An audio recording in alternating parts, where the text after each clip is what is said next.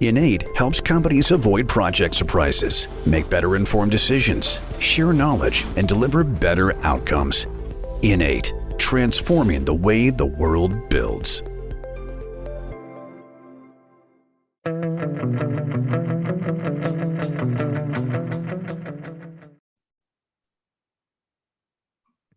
Hello, project people. Welcome back to a brand new episode of the Project Chatter podcast. It's always good to have you with us.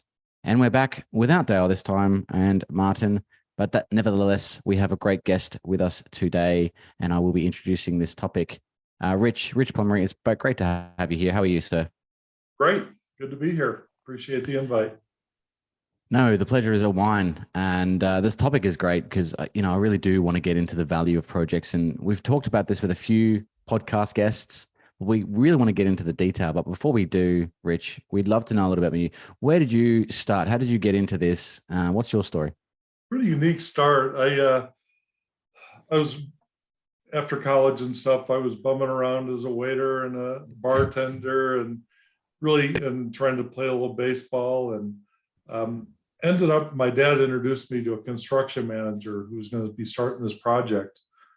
And so he said, well, you come out there, you can work for me. You'll be a timekeeper. I had no idea what a timekeeper was. He says, no, that's fine. It pays okay. And, it's out in the middle of the Pacific. You'll love it. And, it'd be a nice time. So they pay for all your meals, your room and board, everything. You're set. So he got me a sign on to do that. Went out to the island. It was a 1/2 mile wide by 2 miles long. It's a military base out in the middle of the North Pacific that has like 4 trees on it. It's a coral-based island called Johnson Atoll. And it's where they stored all the chemical weapons from World War II after it was over. So we were there to build a plant to dispose of all those chemical weapons over the years. So it was a big project over time, hundreds of millions of dollars there turned into a multi-billion-dollar project over time. And I went out there and got surprised to get off the plane and get fitted for a gas mask right away. And things I'd never done before. Just saw those things. And so I started as a timekeeper for a couple of weeks. And I said, this is boring as hell.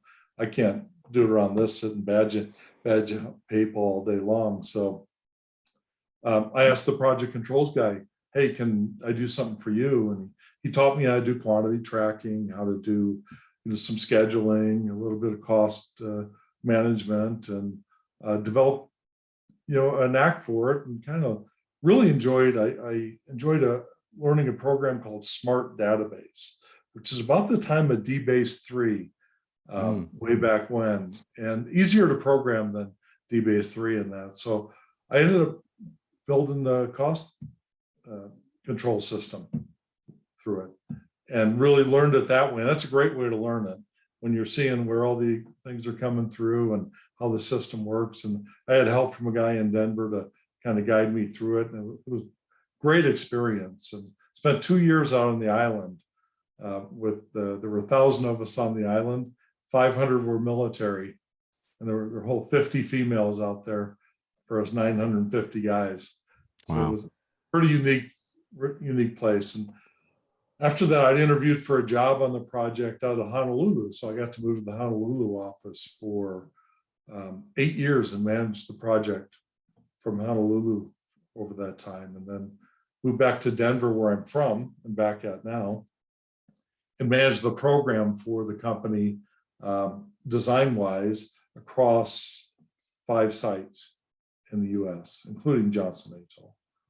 And so got some really unique background there. Learned contracts management, got to do contract negotiations, learned from really top-notch professionals there, and learned project management, learned claims management, because of course, when you have big projects, you have change management and claims and set up those systems, and really learned a lot in the different roles, and really enjoyed it. I left the business and did a claims management firm because I seemed to enjoy claims, and did that for a while. And then I got a call from my neighbor, and he says, "Hey, I want you to talk to me about this thing. I met these guys down at defensive driving school down in Arizona, and they want to start this tactical supply company for the military. So, oh, that's interesting. I've never done anything like that. Let's talk about it. So the guys were from SEAL Team 6, not just from SEAL Team 6. They're the guys who started SEAL Team 6. These were what they call the plank owners, the original members that started the counterterrorism unit, and then went on to start a unit called Red Cell. Red Cell was a unit that tested all the security measures worldwide. So they would do crazy things like capture generals and steal submarines and nuclear subs and take them out to sea, and just radical stuff. And there's a book about them called Rogue Warrior, and their leader is called Richard Marchenko. He just recently passed, but had some great books on that. There's actually a video game about some of their exploits and things they do called Rogue Warriors. So pretty interesting working with them. I learned a lot about working with teams, right? So that they're the best of the best in forming teams and learning, clarity of task, clarity of role, how those things form it, how you build trust within the team, and add on new members and take members off, and so on and so forth, and how you accomplish those things. So that was great learning, and we made a ton of money real quick with that because it happened at the time just before 9/11. So all of the troops that were going out to help go to Iran, Iraq, and Afghanistan, all over the Middle East there, needed special gear, and these guys had developed that special gear. So we ended up selling that company just about a year later, and I took the money from that and started a sports performance business, which is off the wall. But my daughter was a young kid and kind of learning how to play soccer, and she was growing really quickly, and the growth put her in spurts where she got all gangly when she was running in that and lost a lot of speed and coordination. And soccer, you need that. And I got her with a coach that understood the fundamentals of speed and agility training. And I said, wow, this is a great thing for kids, because she improved radically. She went from the fifth team to the first team in a matter of months, just because of those improvements. So we opened that business. We catered to a lot of professional athletes. So some of the top professionals in the world came to us, and learned from my coach, who's Lauren Lando, who's now the coach of the Denver Broncos strength and conditioning program there. So he was a big attraction for a lot of the athletes. We trained 250 some college athletes for the NFL and the combine and so on and so forth. So really interesting learning that part. I sold that business about 6-7 years later and came back to oil and gas projects again. And hadn't been in oil and gas. I was on the process side with chemical demilitarization stuff, but not so much oil and gas. So I learned that business, and that was really interesting. It's probably some of the more complex work you'd ever work with, right? Because of all the process equipment and stuff you deal with. So I got to learn that piece to it and enjoy that. And then I just started thinking about, I was always passionate about earned value. And I took some of the things I was learning and said, how can I fix some of these problems that we have with earned value, right? So I started to apply some of these things and worked with my project controls team in Denver that I had. And we came up with some solutions, and I wrote a paper about it. And that paper got recognized by a number of people in AACE who I wrote it for. And they encouraged me to do more that way. As I was writing those papers and doing presentations on it, I was growing within the company and actually grew to work on the teams that actually turned around projects and programs and businesses within it. So learned the operations side of the business and that got drawn over to now the part of the business I'm in now, where I run the Americas Project Delivery Group.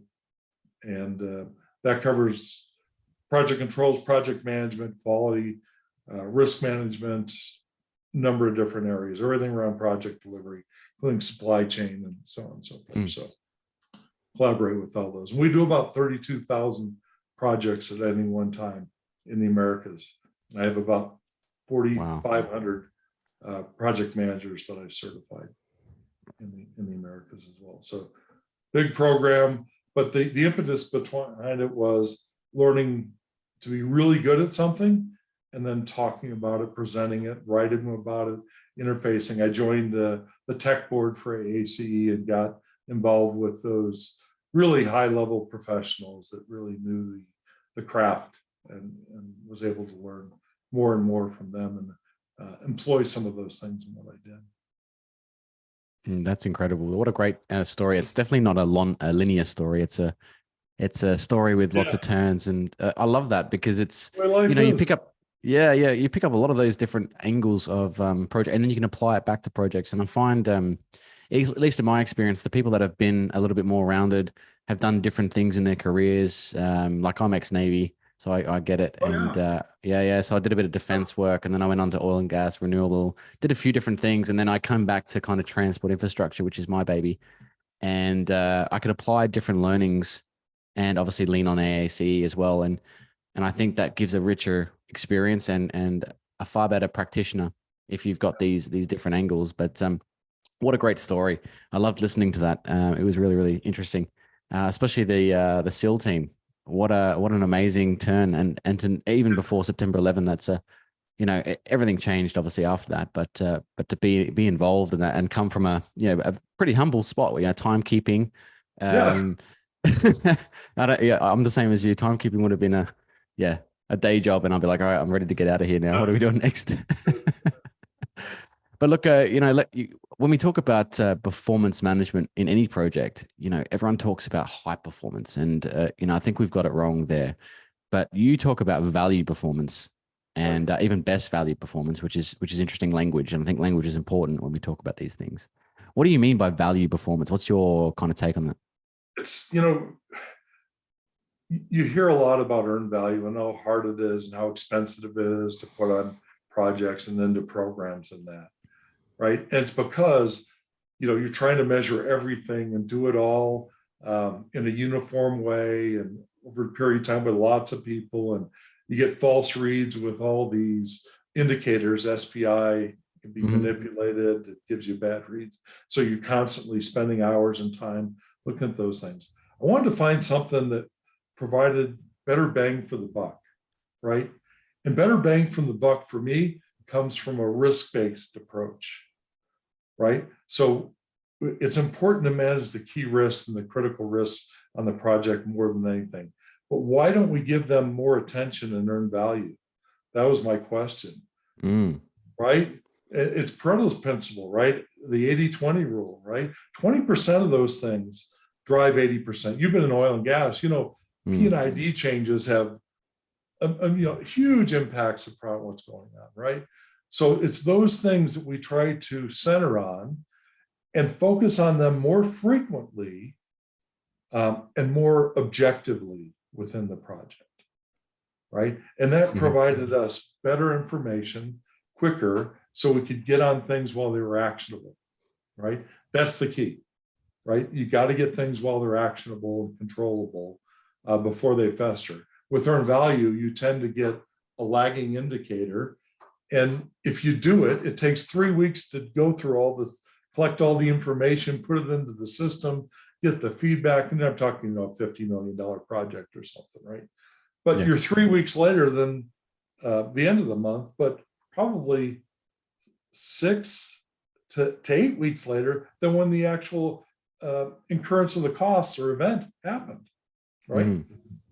So you've let all that time lag and you haven't dealt with it. So my feeling was, with a better approach and fixing the indicators to make them more objective and more absolute in what they were telling you and eliminate those false reads, you'd save a lot of time and energy on the project and provide better value those on the project.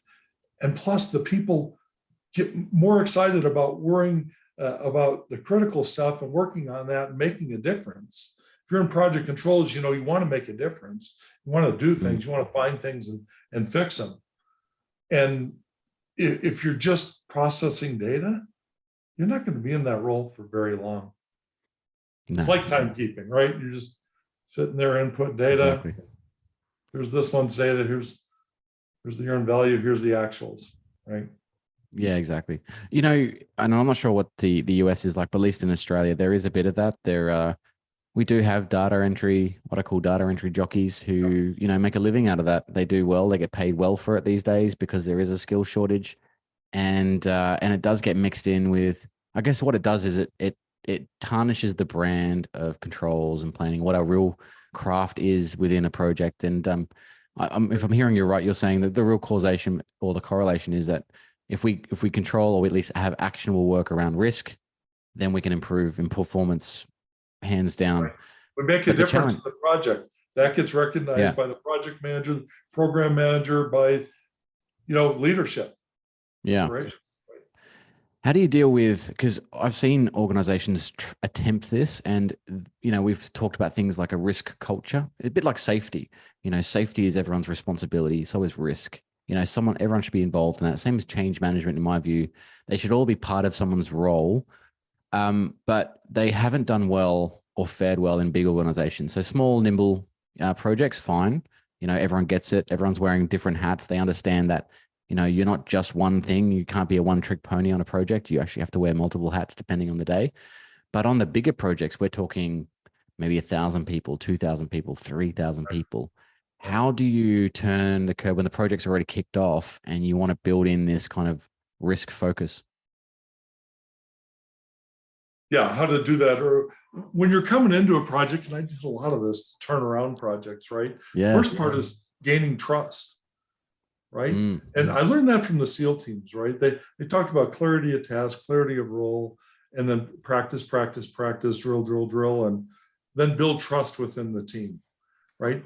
If you build trust within the team, you're going to get more disclosure on what's going on with the project and what things are to focus on, what are the critical areas, and they're not so defensive about it when you're coming into the project, right?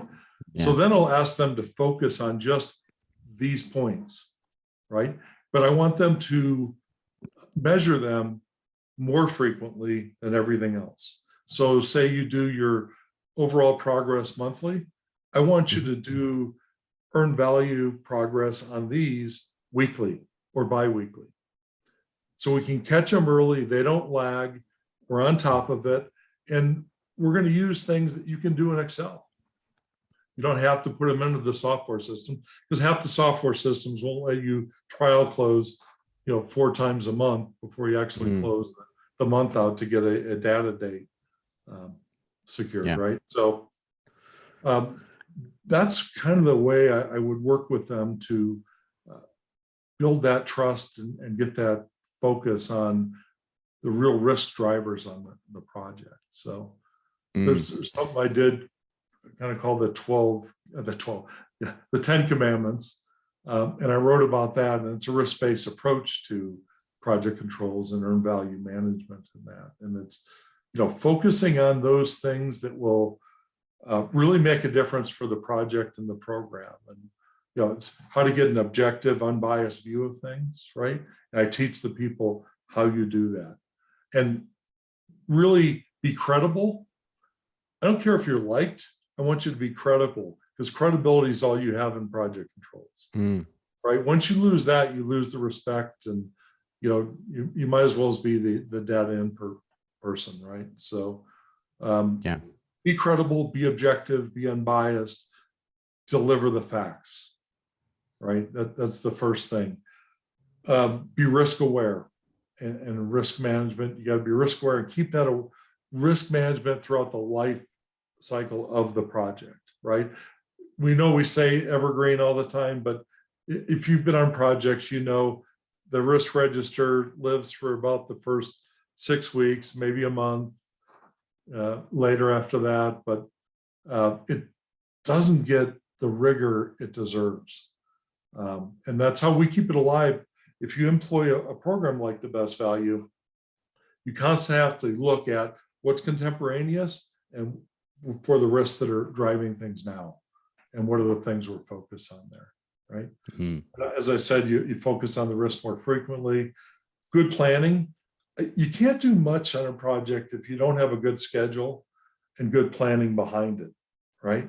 And then looking back historically, I always advocate for planning from the back end first, right? And it's important because everybody has commissioning at the end. They said, well, we'll leave 4 weeks for commissioning or 6 weeks for startup, and that they'll leave it at that. That's where we always get bit, right?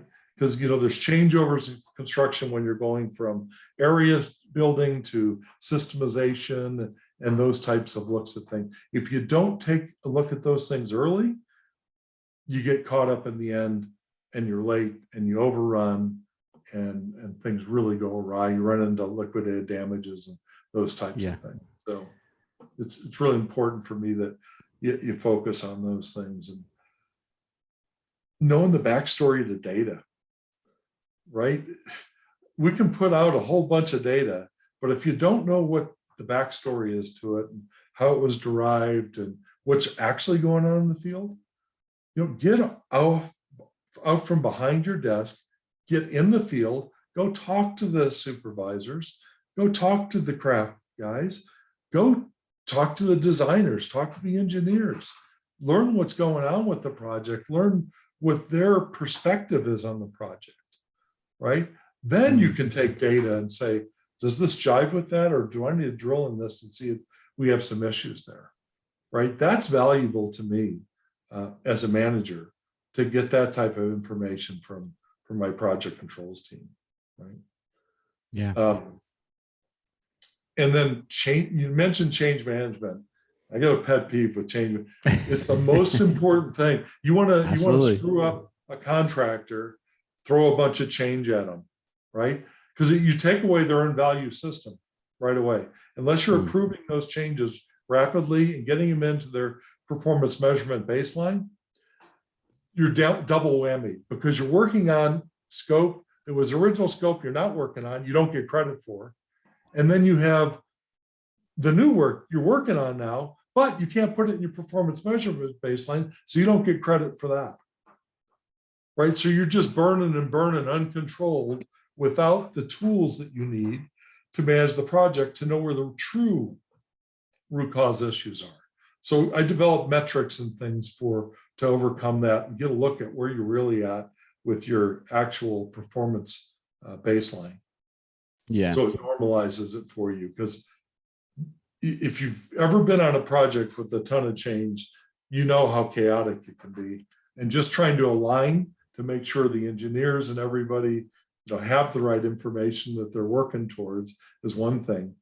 But then trying to track time and do evaluations of progress and so on and so forth is another big step. So have a system for simplifying how that works so it can be done a bit quicker. Integrate that within the best value system. Yeah. No, you're bang on there. And you remind me of a project. I remember we were on a rail project in the UK and, we couldn't keep up with the amount of changes each month. And so we actually had to build a report that showed the PMB plus the effective changes that have been approved, plus the pending changes that have not been approved. And you end up having these outsiding, it was a very difficult thing to manage. And we couldn't put it into the program. And, it's funny because when you do talk to engineers, Rich, and you talk to senior management, they're like, just put the change in the program. How hard could it be? Well, it is hard because we don't know where it sits. We don't know the impact on the project. We don't know the risks that are associated with that. Time phase and you gotta do. Yes. Exactly. You got to cost load it. You've got to make sure that it aligns with the logic. Does it push any dates out? If it does, that's another conversation with a whole bunch of people. And we end up going in circles. And I think it's a scaling problem as well, volume. So if you have 5 or 6 of those, maybe 3 of them are pretty easy, right? You could probably do them. But those 2 or 3, you got left, they are, they go round and round, and then commercial gets involved, and then the client gets involved, and it becomes a thing. So it can be a very projects that have hundreds of them up. Yeah. Right. Yeah. Yep. Yeah. Go ahead and work on it. We're going to give you the change. Okay. It's hard to worse than that. Unquantified change, right? You've barely done a rough order of magnitude estimate.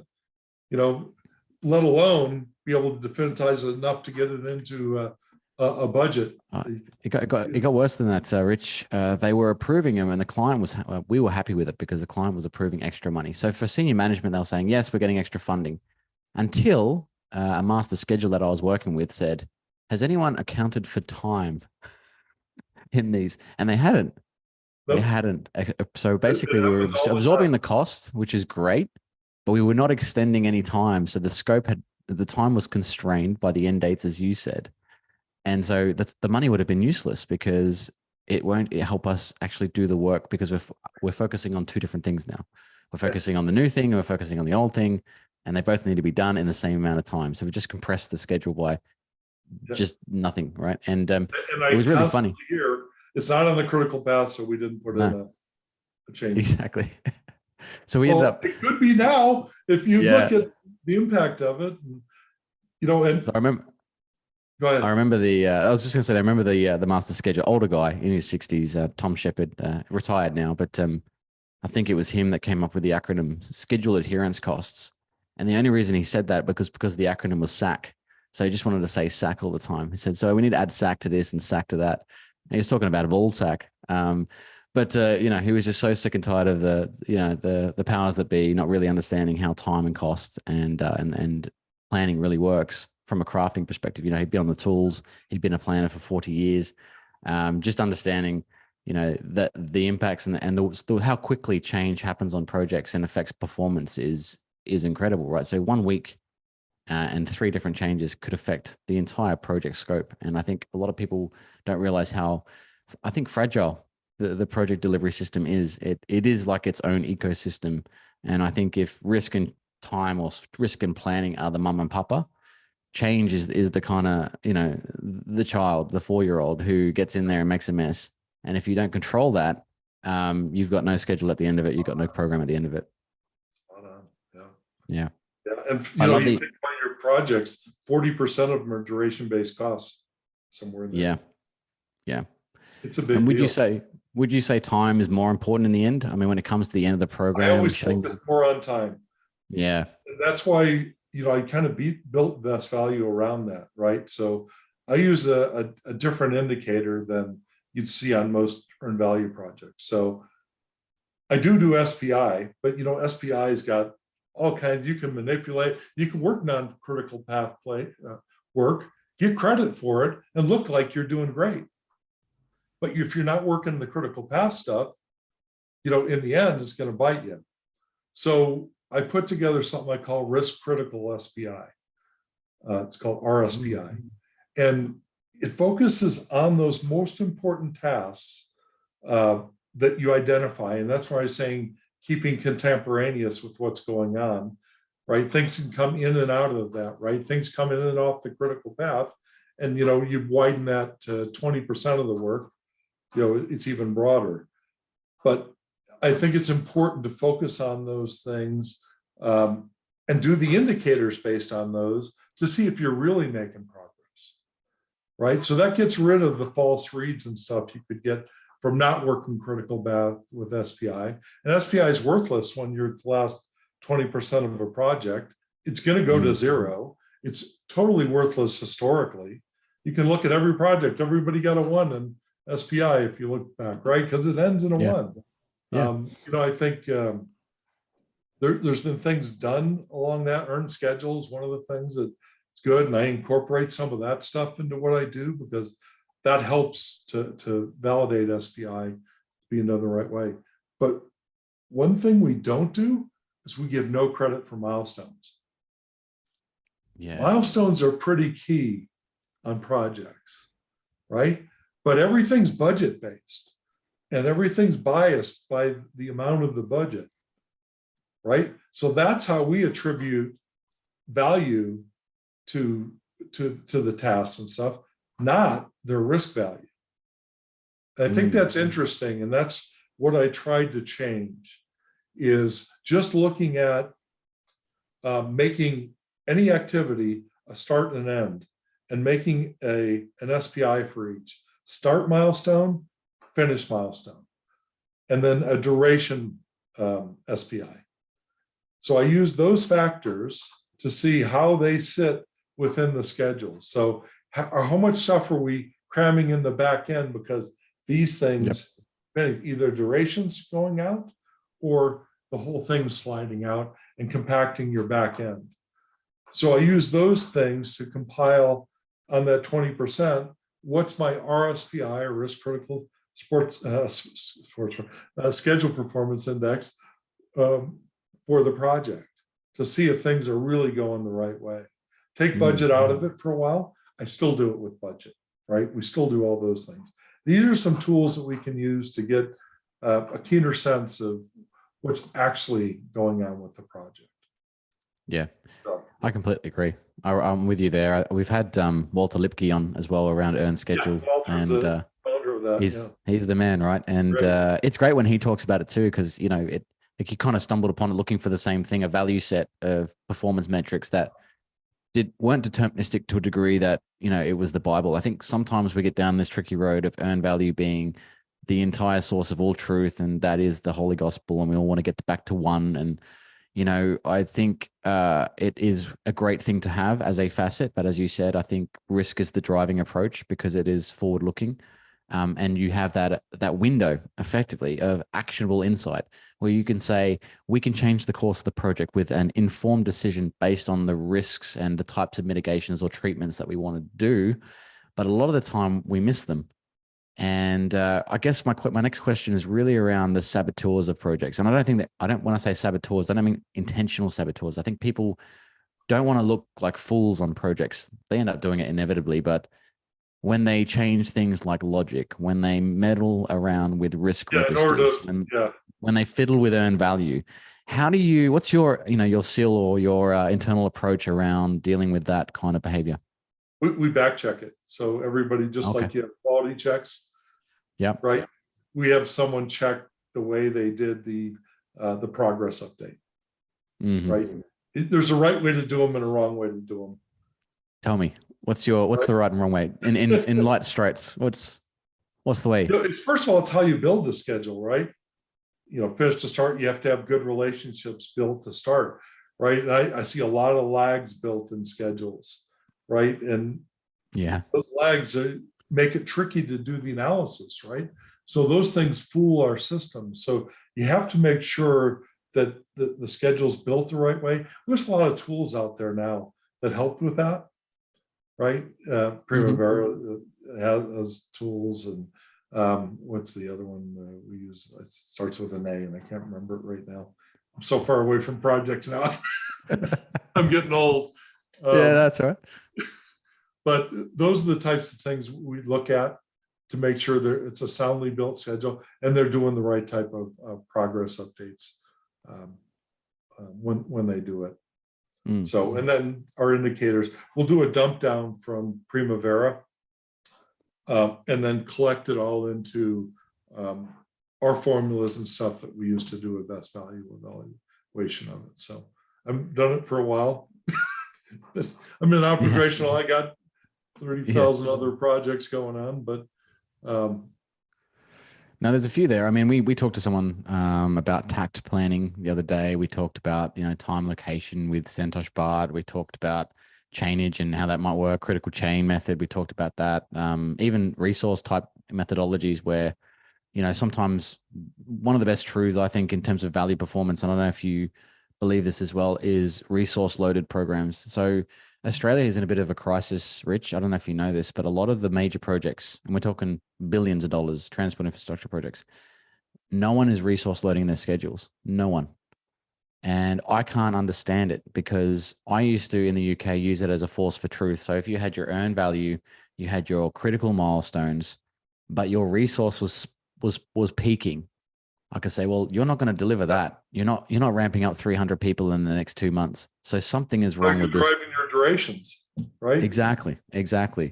So have you ever seen, what do you do about projects that are not resource loaded? Because I see that as one of the value sets that you'd want to measure, right? It is. And, it depends on the stage of the project it's in. I'm not going to have them do it if they're, 70% of the way in the project, right? But we can take these risk critical things and focus on those and what we can do with that. And then we look at staffing plans, by discipline and so on and so forth outside of the system, right? Yeah. If it's early enough, we just have them cost load, the resource load, man hour load the schedule, because we want to know the type of resource they need at the time. The excuse back to that is it's too hard or time consuming. Do you believe that, or is that a myth? Bang for the buck. That's where you get it. Yeah, exactly. If it's a big project, you lose it, right? That's one way to lose it, right? You get all your durations could be off, right? This is a way to validate it, right? Whether you crew load it or you load it by, if it's design scheduled by the engineers, the designers, man hours for them. It's a way to back check things, right? Does this make sense? And how do you level your schedule if you don't have it resource loaded? You don't. Yeah. So we talked about value performance. We've kind of broken it down into various different parts, but this 10 commandments, do you remember what they are? These 10 commandments, can we go through them in a bit of detail? I've gone through some there you go. without you knowing it. So the first one is, thou shalt provide an unbiased objective view, right? Mm-hmm. Thou shalt keep risk management awareness throughout the project life. So the risk register example I gave. Thou shalt report on critical risks with greater frequency. So that 20% principle, let's get those focused on weekly, bi-weekly, monthly, whatever it be. Looking forward with good planning and backwards with historicals, and then be where the work is more than where your desk is, right? Oh, I like that know one. What's going on there, right? That's John Holman's favorite one, I think. He always talks to me about that one. It's things people don't do nowadays. Oh, I love that one. Yeah, it's good. And now manage and report change rigorously. That I can't emphasize that one enough. And you have to have the whole team doing that, right? You can't have 5 engineers off doing one thing and doing taking the changes but not reporting them. You need the whole team to report it, raise it up to the project manager or program manager so that they can assess it and at least know they're dealing with it, right? Whether it becomes internal or an external change. And then do more analysis, more than data production, right? Know what's going on behind the numbers, research those things. Give me a presentation of what you recommend, not just a bunch of data or numbers on a report, right? That's what I look for in good project controls people. And then use leading indicators and trending, right? I see a lot of statusing and less trending. And I don't get that, right? Because it's easier to do statusing, yeah, but that doesn't tell you what the story is, right? So I use a lot of graphs that do I call them project storyboard diagrams. And it shows you kind of how it's moved within. I use something I call a target box. Help you try to envision this. And you got the 4 quadrants: cost, schedule, quality, and resources. And then you have certain indicators for schedule. It's SPI and RSPI. And we do the correlations of those to see if everything's working in the right way and we're getting a real story out of the project and where it's trending that way. So that's a great one to use and it becomes more predictive because you can use those correlations to extrapolate what things are driving issues and get ahead of them a little bit earlier, which is important. And then reduce systemic risks. And man, if you've worked projects, the number one is, the optimistic bias that goes into developing proposals and into budgets and getting approved through your management and everybody's, oh yeah, that we'll do it. We can get 20%, we can get whatever, right?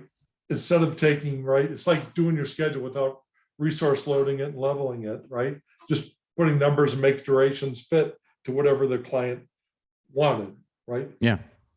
That's just that optimistic bias that plagues the industry, right? And that's why you have projects that'll blow out in the end, right? They don't have good historical basis, right? And I'm really big on getting a good estimate basis early on, so we know what we're driving it from and using proper parametrics. And it has to be recent parametrics. You got to think about how the industry's gone over the years, right? When we had engineers, I don't know how it is in Australia, but in the US, engineers would be staff and they would bill 40 hours, but they'd work 60, 70 hours to get the things accomplished. You're doing earned value against the 40 hours thinking, wow, we can do one drawing 40 hours. Yep, done. Yeah. This is our benchmark, right? It's not that way now. People aren't putting in that extra time, and sometimes if you have a non-exempt staff, that you have to pay them time and a half, so you have to get the hours onto the timesheet. And that it's more and more where it's all on the timesheet now, but it shows how much longer it actually took, even back then, to do a drawing. Right, and all that given time is lost now. And so old timers will say, well, we used to be able to do it with 40 hours to do this. Well, you really didn't, right? You just only paid for 40. That is such a good that point. Engineer donated the other 20, 30 hours a week. This is my conundrum with, and I've had this debate with many people, not online, but maybe I should get you on as well, about effort versus duration and the dangers of AI. So there are companies out there looking to benchmark, and I've seen some real poor, and it's not their fault. It's just, it was the time and the place and the culture. And we would mark off, we say, well, were you capped at 38 points, hours a week, or, 7.6 hours a day, whatever it might be. But we know most projects survived or were completed because of heroic efforts of a few, right? People who were the ones that were staying back till 11 o'clock at night and getting up at 7. I've been one of those people. And I know for a fact there was about 100 of us, delivering one of the biggest infrastructure projects for optic fiber in Australia ever, $50 billion. That was a grueling project, but I guarantee you none of those hours were counted anywhere, because at the time they said, in your timesheet, don't put extra hours. There's no point doing that. Just put in, the standard hours. Your salary. So your salary, that's what you get paid for. That's all they care about. So from an accounting perspective, that's probably where it's been driven by. That's easy formula, right? But from a performance perspective, you're not getting the true picture. So then if you use that data, let's say you're building another similar project and you go, well, what do we do in the past? Because that's always a good reflector, right? That data is highly skewed, and it doesn't really add any value from my perspective. It gives you quantities, right? So you might know who, where, and when, but I don't think it justifies the effort. And this comes back to risk again, because usually with risk and even duration planning, like planning poker, you would come up with 3 points, and you would come up with duration based or risk based duration. So you'd kind of factor in there, well, we kind of know, or the weather's going to be X, Y. So we kind of can add a little bit more contingent, or we probably need a different crew. So we'll change the calendar type, these different strategies. Yeah. Crew variance, right? The quality of the crew. Massive. It can have a huge impact, right? If they're working on these tasks, this crew's a superstar. Then you have just your regular everyday crew. You're taking metrics from both. And then the next project, you don't know what you're going to get with that, right? No. So what do you do with that? I mean, that is a performance, a value performance add on. What do you suggest people would do with those additional hours? Should they put them somewhere? Talk to their manager, or you're supposed to be capturing them, right? Yeah. You do now. So all our systems, we have to capture them now. They may go as documented as uncompensated, right? Uncompensated. Okay. Yep. Yeah, I think Australia's a little bit behind the US in that regard. I think we still do the 40-hour stamp in, stamp out. The federal government, and they make sure we do it. Yeah, but I think maybe the government would freak out if they saw that people were putting in 60, 70 hours a week. I'm just telling you, it's less and less frequent now, though. So you're just not seeing that happening. Right. They're just not given that extra time. Well, here's a query. Would people underreport? Let's say they only did 30 hours instead of 40 hours a week. They probably wouldn't, right? I mean, if people weren't really putting in any effort, you wouldn't get that. So the minimum would always... It'll be 40 on the timesheet, I'll guarantee you. So you'll always have a min, but we don't know what the max is. And just think about it. There's so many variables when we're measuring these projects and performance on them, right? Resources, right? You're talking about it. It's not 8.3 hours that you have in that time frame to do it. I got a day in there. So if it took me 4, you're going to get the report to all 8 hours, and I'll figure out, what are the things I got in there. Right. Mm-hmm. But it's form fit to a set 8 hours. So you're only getting so much accuracy. Plus, if you need this certain resource for a amount of time for a certain task, and then you have a new task, that's next week, what are you going to do with that person for that? You can't take them off the project, put them back on the project. You're going to put them on some other thing that's not as productive, most probably. Yeah. Right. And all that stuff gets mixed in when you look at the parametrics and such on the project. So it's more of an art than a science. I agree with you there. One of the things you also mentioned was this palms up approach. What is, just for the Australians or the others, what does that mean in your language? So you've heard of servant leadership.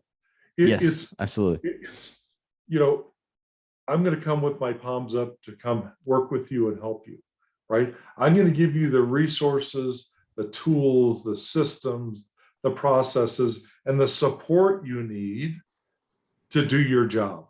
That's project, and from a project focus, that's what I'm here to do. And that's how I look at my role. And that's how I have my project managers look at their role.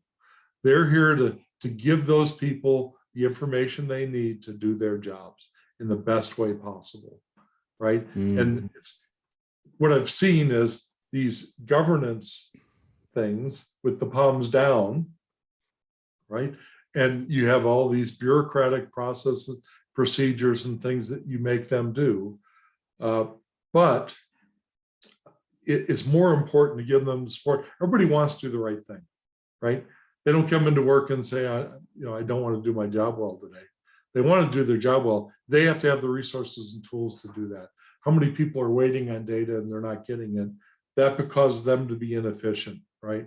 That diminishes the productivity of your entire project, right? So those are the type of things I like to see. Also, when I come into a project that's troubled, as I mentioned earlier, it's, how can I help you? How can I build trust within that team? And that's to come, hey, come alongside me. Here's how I'm looking at this. Help guide me on what this says. Here's how I'd look about it. And I kind of mentor and guide through the process.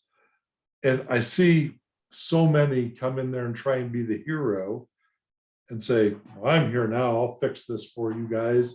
I'll tell your leaders how screwed up you were.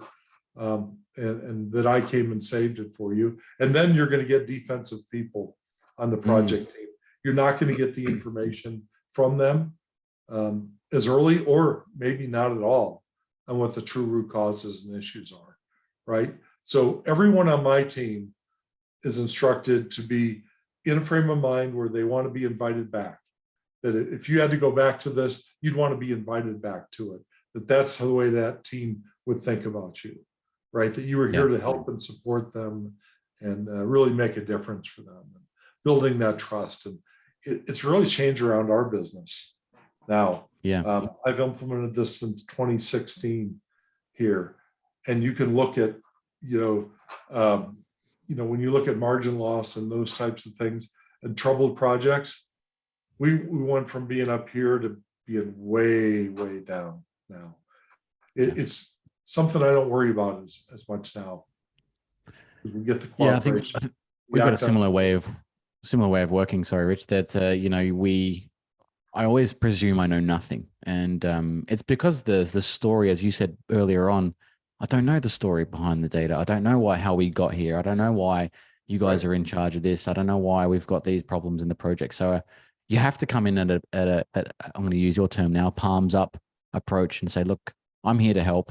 How can I add most value while I'm here? Because I'm here for a short period of time. As consultants, Rich, we don't get a lot of time in there. We're expected to do a lot of great things in a very short amount of time, which is fine. We're happy to level up and have a go. But it does require, the collaboration piece, the consistency of leadership between various parts. And I find you do get some of that resistance straight up because you are a consultant or you are an external force. Oh, what's this guy going to do that I can't do? And it really is how you say it, not what you say. Exactly. And you'll come into teams that are already back and forth with each other, just at each other's throats, right? And you have to come into that room and say, hey, this isn't about who did it, what happened.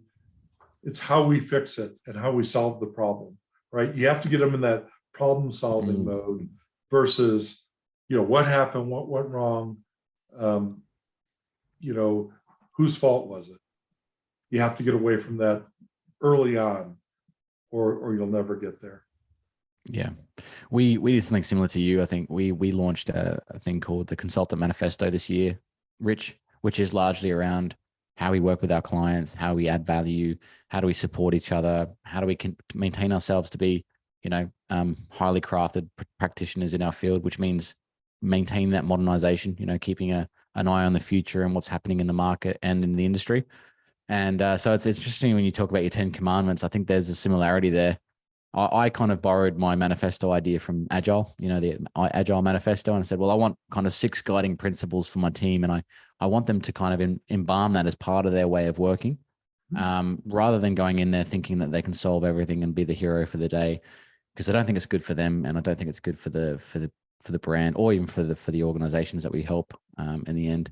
But and it's you want the same them concept. to learn from the experience, right? And if Yeah. you come alongside them and guide them and show them and talk about how you're thinking about it, right? Yeah. Give them that insight, right? Well, it must have come from the military experience as well, as you kind of have rubbed shoulders with, this whole leaving it better than you found it, working in a trusted environment, this humility piece that comes in. Everyone can do anyone's job, because at the end of the day, you might have to.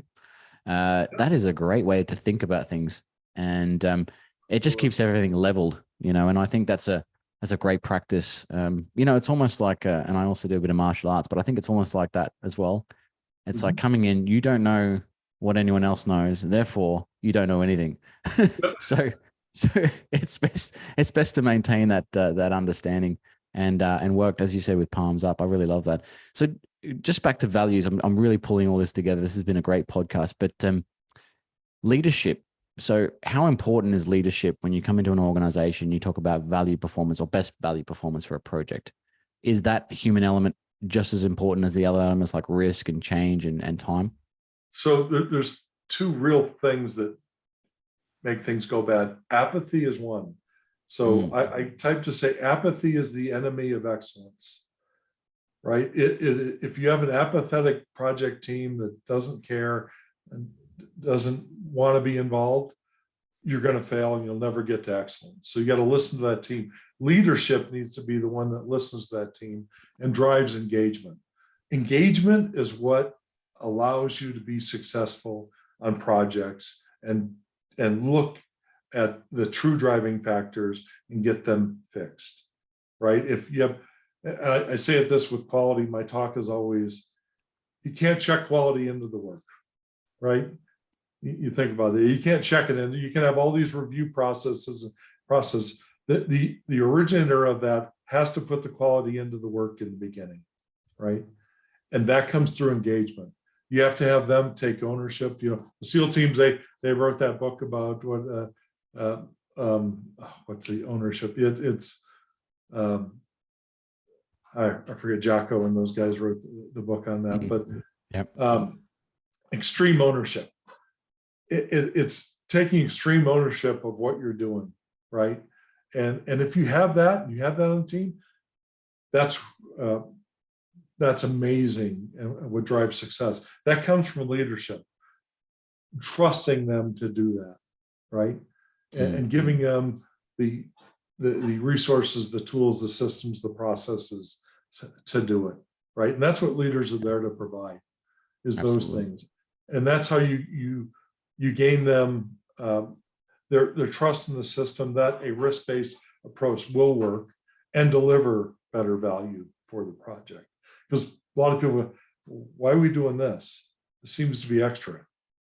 No, it's what will deliver the right value for the project in the end. So let's say, Rich, there's some people out there we've convinced that there are some things missing perhaps in their projects and they want to get started. What can they turn to? What kind of organizations? Where are the benchmarks? Because I know project controls, I mean, you can't start from uni.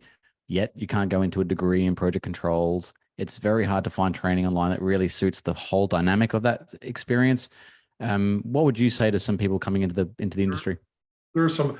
I get involved with AEC. I mean, I'm on the tech board there, right? And I think it's an amazing organization. I think the power of the leadership there, and I'm not saying the formal leadership. I'm saying the informal leadership of, like the John Holmans that aren't on the board of directors, but they write amazing papers and do amazing things and have a lot of mentees, right?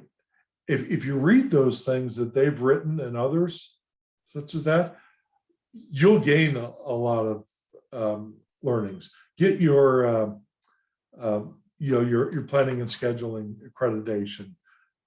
Get your cost engineering. We can't say cost consulting now. Certification and so on and so forth, right? Those things I think are invaluable. You'll still learn a lot of it on the job, but find a mentor. Find a mentor within your business.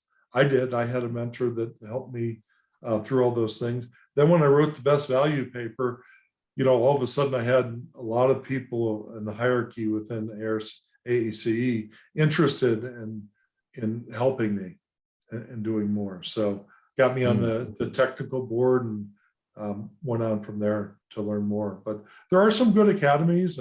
There's Cost Engineering Academy, I think, out in the Netherlands, and some others that do a lot of good things. And I know one out of Texas, I've done interviews with them. I can't remember. Project Controls Academy, I think, as well. Yep. They all do a lot of good things. There are some good educational materials. They know the right way to do it. And they work with guys like from ASC, Chris Carson, and those geniuses that are bound in AEC to tap into. So as we reach this retirement cliff, I think it's more and more important to tap into things like that. Yeah. Well, I think it's important as well to inspire the next group of kind of contributors, right? I mean, the John Holmans, the Riches, how many more people can contribute will be determined by the next generation of project professionals. And so, when we hand that mantle over, are we going to get the same level of quality and criteria?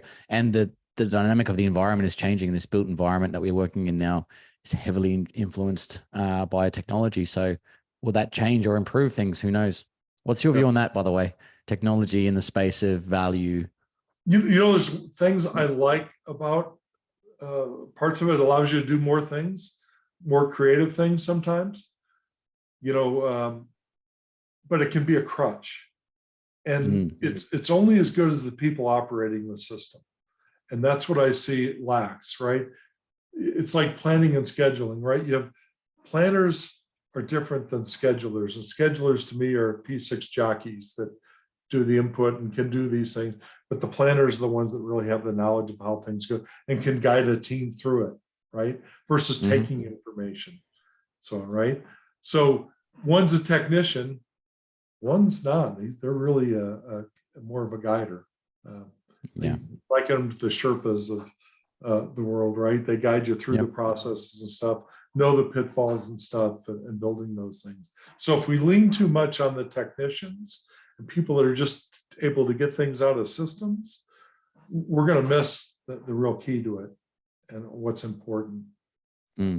Success. No, I agree, man. I agree. Well, look, just before you go, it's been a great podcast, but we do have a quick pop quiz, quick fire questions, 5 questions about yourself. No math. No math in there. No math. No references either. It's all good. It's very easy. Are you ready? Sure. Okay. First one, steak, seafood, or salad? Steak. Excellent. What are the 3 must-have behaviors you look for in successful project teams? So trust, attitude, and then aptitude. Nice. Very good. What is one piece of advice for people new to the project profession? Get a mentor. Get involved with someone that knows it and help guide you while they're still available, right? We're dropping off a retirement cliff here real soon, right? I only have a few more left myself. There's an opportunity here to gain that knowledge, and we need to take advantage of it. if you could go back to one moment in your life, what would it be and why? It was the decision to take that job out in the middle of the Pacific. Totally changed the dynamic of my life. Yeah. Right? Who would have known what I would have done? And I actually met my wife out there.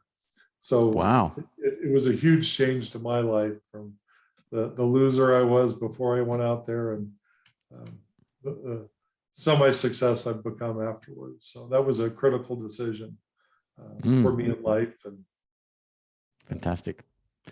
And the final one, which superpower would you choose to have for a day and why? oh my God, I have so many superpowers now. I don't know what I'd do with it. I wish I was a better golfer. I don't know if that's a superpower. I used to. Me too. I used to be a decent golfer, and it's just my body's falling apart now. So I've never been a decent golfer, so if that makes you feel better, I'm terrible at it. One of the worst sports I've never mastered it, and I don't think I ever will. love but sports. I love it. It's I great. love Yeah, it's a great game. Doing it. My body is not cooperating nowadays. I hear you. Well, look, is there any final thoughts before we finish up with the pod today for our listeners, Rich? No, really interesting conversation. I think if there'd be one thing, think about everything from a risk-based approach, right?